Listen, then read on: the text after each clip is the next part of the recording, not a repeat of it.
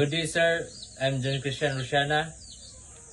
Today we discuss about Archimedes principle and application in maritime transportation. Understanding buoyancy, gravity, and stability. What is Archimedes principle? When an object is placed in fluid or gas, it experiences upward force called buoyant force equal to the weight of the fluid it displaces.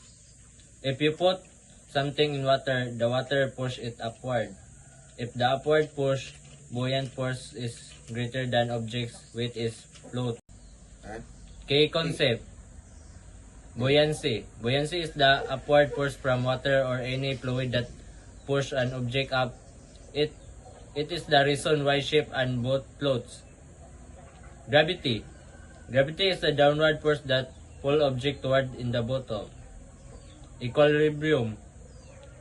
May tabo kung ang pwersa sa tubig, buoyancy, o ang pwersa sa grabidad, parehas ra ang kusog.